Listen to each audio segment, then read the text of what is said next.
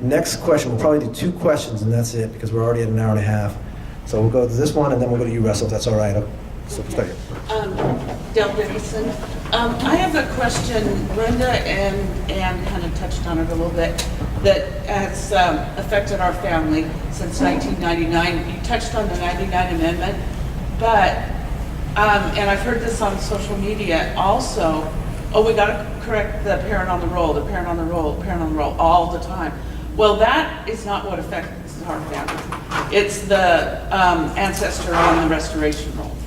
We have ancestors on rolls prior. So our family is split. My grandkids can't be enrolled. Lots of my brothers and sisters' grandkids can't. In fact, some were enrolled and then were disenrolled because they were born in 99. My nephew Michael, that runs the Natural Resources Department, his youngest son was disenrolled because our enrollment committee totally fouled up his enrollment. It was submitted before the amendment passed. He was born before that, but they disenrolled him. So I have questions for you that, you know, you've said you want to address it, you want to bring it up every day, and it should be changed. But if we're just hearing the parent on the roll thing, that doesn't tell us anything, that we don't support that. I mean, yeah, we have one cousin that didn't enroll when everybody else did. Now, she would like to enroll, but she can't because of the parent on the roll. That's the only one that I know of that has any effect on that. Okay, Del, can I try and paraphrase your question and Sure. put it to all 5 candidates? So when I imagine most of you would state that you are for fixing enrollment. What specifically would be your fix? Because that is an important question. A lot of folks would do just the parent on the roll. As you recall, we had a bundled amendment last year. A lot of people didn't want all 3 elements. They wanted just one of the elements. So which of the 3 elements would you as a candidate or as a council member support in fixing? So we're going to start with Corey because you haven't started yet. If that's all right, Ann, we'll go here. And then we'll go to you, and then we'll go to everybody else. There was a gentleman at our last forum up there in Portland, and he talked, off the record later on. And I think he said it best: once you're in, you're in. The only way you get out is, you pass on. And I agree with him. Once you're in, you're in. And for these families to, I know there's a lot of families with multiple children, and some of them aren't tribal members, and some of them aren't. Then they have the same dad, they have the same mom. It doesn't make any sense to me at all. And it's tearing that family apart.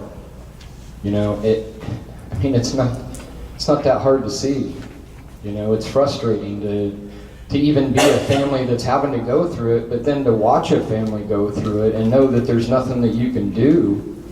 Well, that's part of the reason why we're all sitting up here, is we're trying to find something, a way to solve it, and this is our way. We have to unite, and we have to try to change the powers to be, like, we were all saying, and maybe that is to strategize and whatnot, but the thing is we got to take care of our families, and if we're not treating them like families, then we're not taking care of them. Thanks. Let's go to Ann. Thank you. And I do appreciate your question, and I appreciate it because we have the same problem. My 2 grandsons were disenrolled at the same time Michael's son was disenrolled. And it's due to the fact that we don't have a member on the restoration roll or the termination roll. However, we have every other roll all the way to the 1850s. Do I think it's right? I absolutely think it's wrong.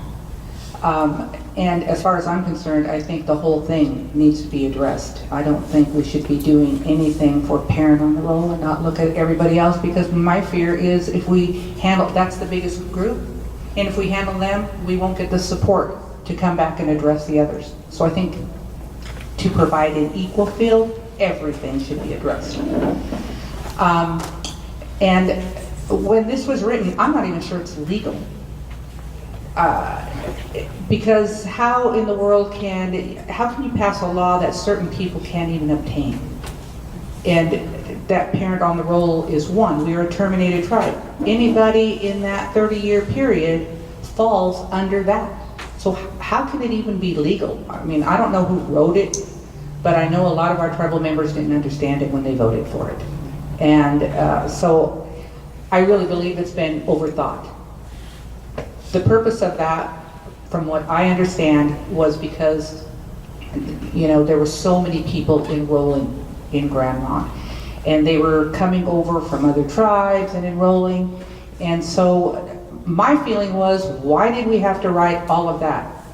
Why don't we just there was that 5-year period, relinquishment period?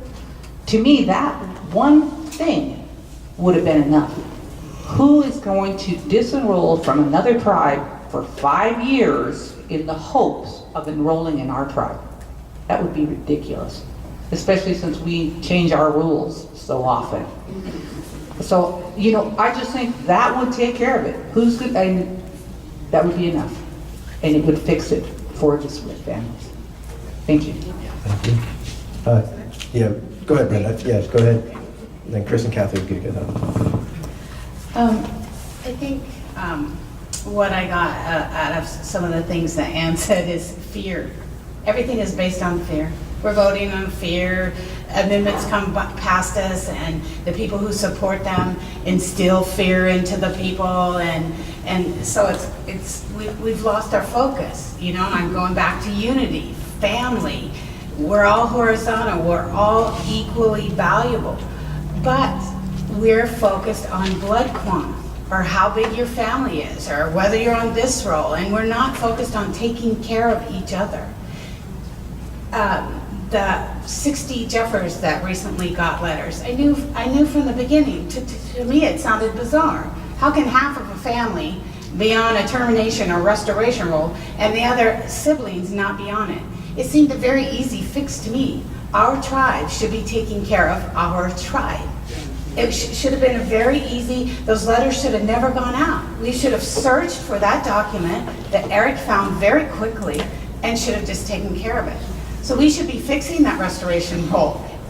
It should have been fixed a long, long time ago. Why are we dragging our feet? I think it's because of fear. Everybody's under this sense of fear that, oh, if we do this, 1 million tribal members are gonna come in and we're gonna lose everything. And so I think it's a matter of focus, getting focused. Yes, every one of these need to be addressed. I've seen in the past when we bundle them, and I talked to Chris about it before, when we bundle them, it seems to confuse people. So let's do one at a time, but let's do them bang, bang, bang. One this month, one the next month, whatever, and get it over with. But let's shift the focus back to taking care of our tribal members, not being afraid of them or what they'll do to us or how many of them there is. Just take care of it.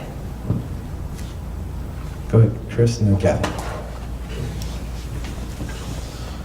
Off the top of my head, I see 2 possible solutions. You either have a constitutional amendment which completely repeals the 1909 amendment, or you just act on the recommendations of the enrollment requirements ad hoc committee, which address these 2 issues.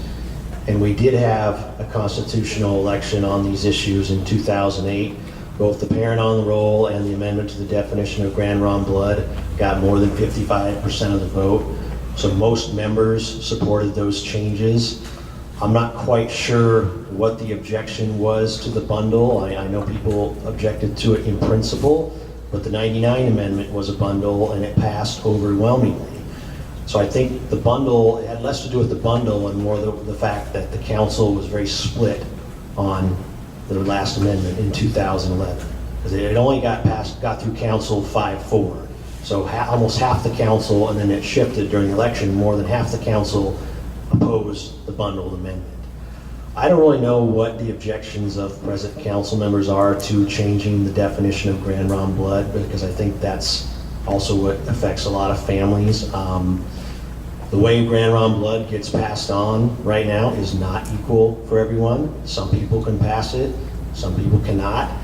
That needs to change. I think there's obviously support for the parent on the roll, but the problem I would have with doing a constitutional amendment just on the parent on the roll is I would worry after that there would be no attempt to address the other enrollment issues affecting families. That's why I've said if you're going to do one, you might as well do them both. Split them up. I don't know, but don't act on just one, because we know a lot of people have been adversely impacted by the 99 Amendment, and to refuse to help some of them because of some personal or political vendetta, I don't really know what it is, but to refuse to do that, I think, is just kind of mean. Thanks, Chris. Let's pass it down to Kathy to finish the question.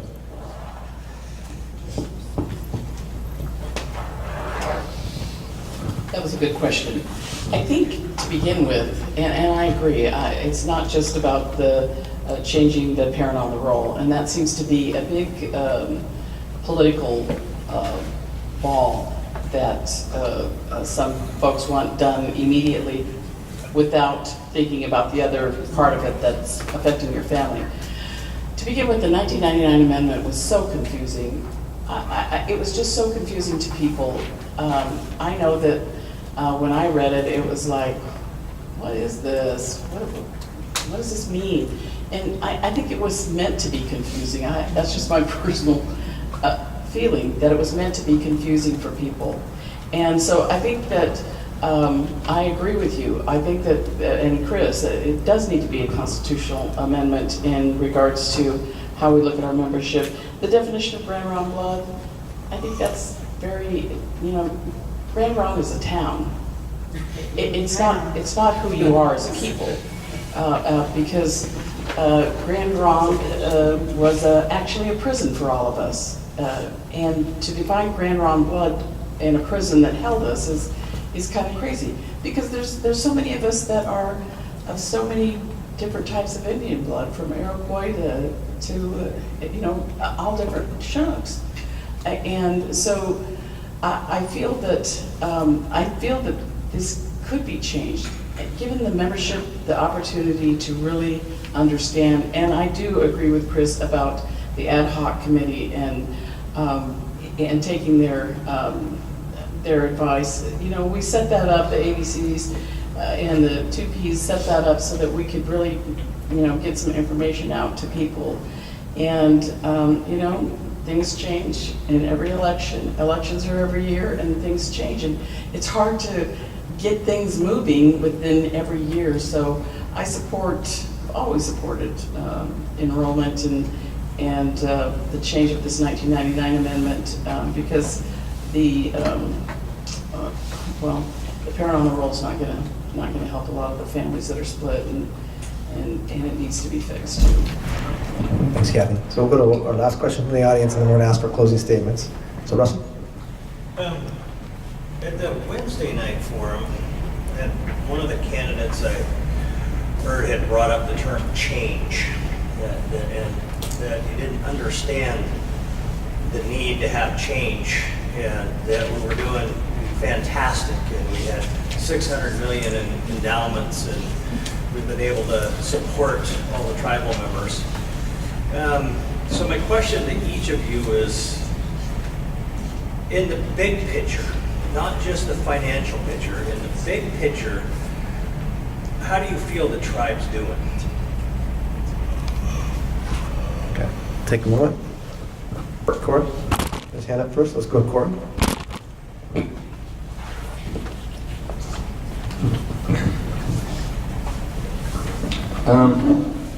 I think the tribe's doing well as far as sustainability, but I feel that we can enhance a lot of areas within our tribe. Years ago, we got this mentality of cut, and I think we're still suffering in that mentality of cut and budget cuts and everything, and we're just still thinking of, just choking down and restricting things. And I think it's just the other way of thinking is we need to enhance and build and go in a positive direction. And to kind of touch on a little bit of, not to go back to another question, but just to kind of also clarify while it's on my mind here, you know, when you pick just 3 candidates out of all the candidates, how do you choose which ones to pick? How do you know one's going to complement the other in their traits and their styles? How do you know that one's going to stand up and back the other ones up? You know, you don't. Are you asking me? Because I'll answer. No, I know, I'm just saying, as a membership, sorry, I don't mean to just look at you, but I know you did ask a question and everything before, but, you know, just sitting here, I'm just wondering, how do you sit in a room and pick just 3? You know, I mean, I know it would be a tough thing to do. And so, you know, I don't mean to take anything away from your question, Russell. You know, I hope I answered it in the first couple of sentences that I said. Yeah, let me expand, if you will, just a little bit. I'm talking about the tribe in general. I'm not even talking about the financial end of things. I'm talking about the whole giant picture. Maybe as, how are we doing in the Indian community? As an example. Well, as far as Indian Nation goes, is I guess is I would say, you know, I don't think we're looking real good. Honestly, you know, I think a lot of people from even other tribes have come up to me at powwows and stuff and was just shaking their head like, what the heck?